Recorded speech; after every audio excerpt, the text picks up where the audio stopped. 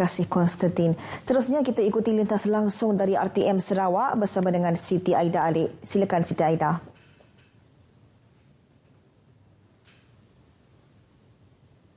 Terima kasih Dilaila di Angkasa Pura. Assalamualaikum dan salam sejahtera. Yang di-Pertuan Agong Al-Sultan Abdullah Riayatuddin Al-Mustafa Billah Shah dan Raja Pemaisuri Agong Tuanku Azizah Aminah Maimunah Iskandariah berkenan berangkat ke Majlis Santapan Malam bersempena lawatan rasmi baginda berdua ke Bandar Kuching. Santapan malam diraja tersebut berlangsung di salah sebuah hotel terkemuka di Kuching malam tadi.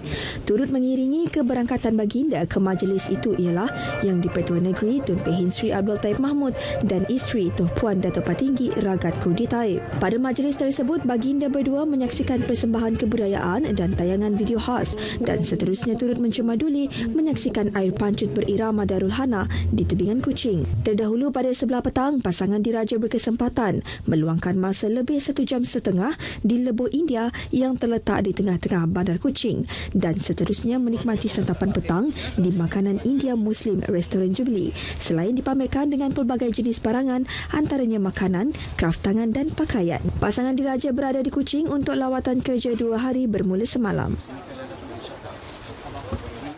Tahap penguatkuasaan Jabatan Pengangkutan Jalan JPJ akan dipertingkat dalam menangani pelbagai isu berkaitan sempadan Brunei Malaysia termasuk isu kenderaan perdagangan negara Brunei Darussalam yang beroperasi melebihi had kawasan ditetapkan.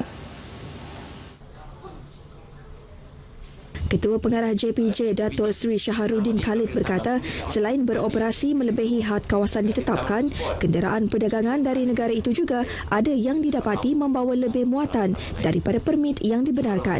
Apabila kita melaksanakan APJ ni, Akta Pengangkutan Jalan, ianya melibatkan 3 perkara utama. Pertama, jalan raya. Kedua, kenderaan. Ketiganya, orang. Jadi, kalau kenderaan itu lebih muatan, dia akan merosakkan jalan raya. Kan? Apabila rosak jalan raya, bukan pandangan saja rosak. Kadang-kadang kenderaan lain terganggu. Ada kalanya kalau kita lihat motor terlanggar lubang, dia terus jadi aksiden, mungkin mengganggu apa ni, melibatkan nyawa, betul tak? Jadi kita itu yang kita tak mahu.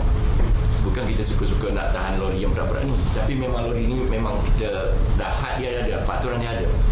Jadi untuk kesejahteraan semua.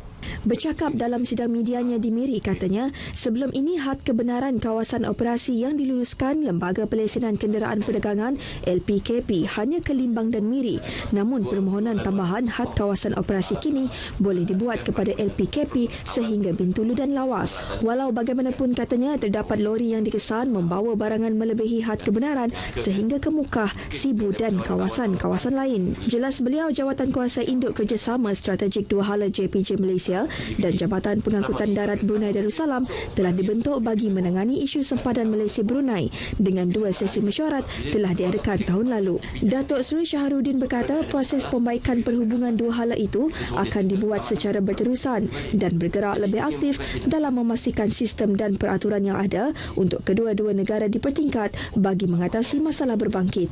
Selain itu, penguatkuasaan operasi khas bersepadu juga akan dilaksanakan di seluruh Sarawak secara integrasi di antara pasukan operasi di pejabat-pejabat cawangan JPJ Sarawak bagi memastikan matlamat penguatkuasaan JPJ secara umum dapat dicapai sepenuhnya. Pegawai-pegawai kanan polis di negeri ini khasnya di daerah Limbang diingatkan supaya memberi tumpuan sepenuhnya terhadap tugas yang diamanahkan bagi memastikan setiap kes yang disiasat dapat diselesaikan dalam tempoh yang singkat. Mana yang berlaku daerah ni, contohnya kalau di Limbang katakanlah kes jenayah meningkat di sini semua. Jadi kita kena buat kajian strategik bentuk jenayah macam mana yang tinggi di Limbang. So kita nak buat apa-apa program di sini, kita berdasarkan kepada jenayah tertinggi di sini. Kita akan buat kajian, lepas tu kita minta kerjasama juga dengan KPD. Kita sama-sama buat program untuk membantu mengurangkan kejadian jenayah tersebut. Itu kajian strategik yang kita bincangkan di peringkat LPK. Ketua Jabatan Pencegahan Jenayah dan Keselamatan Komuniti Kontingen Sarawak, SAC Dato' Mohamed Hasbullah Ali, menyatakan demikian pada sidang media di Limbang. Terdahulu beliau menyaksikan majlis serah terima tugas Ketua Polis Daerah Limbang antara Superintenden Muhammad Bukhari Safai dan Pemangku Ketua Polis Daerah Limbang DSP Tegabilong. Perbadanan Pembangunan Teknologi Malaysia MTDC akan terus bekerjasama dengan agensi-agensi berkaitan bagi memastikan industri perusahaan kerja sederhana IPKS terus berdaya saing pada era revolusi teknologi 4.0. Ketua Pegawai Eksekutif MTDC, Datuk Nur Halim Yusof berkata, ia penting kerana MTDC sedar akan keperluan untuk mempersiapkan pengusaha IPKS dalam menghadapi perubahan ekonomi pada era industri 4.0 agar golongan tersebut kekal relevan. Beliau berkata demikian pada pelancaran Business Meeting Asia 2019 di Kuching. Sehubungan itu katanya, MTDC akan bekerjasama dengan agensi-agensi berkaitan termasuk para penyelidik dan akademia melalui platform Center of Nine Pillars CO9P bagi memastikan pengusaha IPKS memantapkan lagi perniagaan mereka di era digital ini. CO9P sebuah pusat berasaskan konsep komuniti yang bakal memainkan peranan penting kepada IPKS dalam era berkenaan. Dengan kepakaran dalam bidang relevan, CO9P bakal memudahkan MTDC mengenal pasti usahawan berpotensi tinggi selain membantu mereka ke arah pembangunan usahawan yang lebih komprehensif.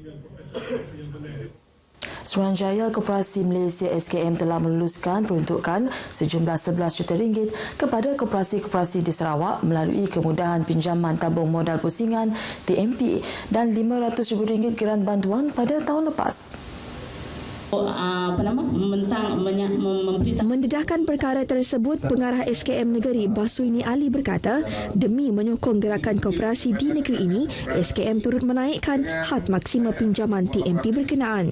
Tetapi inilah merupakan dua produk yang ada pada kami di SKM, iaitu TMP, iaitu tabung modal pusingan daripada 5 juta kepada 10 juta pinjaman tanpa cagaran, dinaikkan dari 30,000 kepada 50,000. Jelas Busaini, SKM juga memperuntukkan geran bantuan kepada koperasi untuk tujuan pengukuhan fizikal koperasi, mempertingkat kualiti dan promosi produk. SKM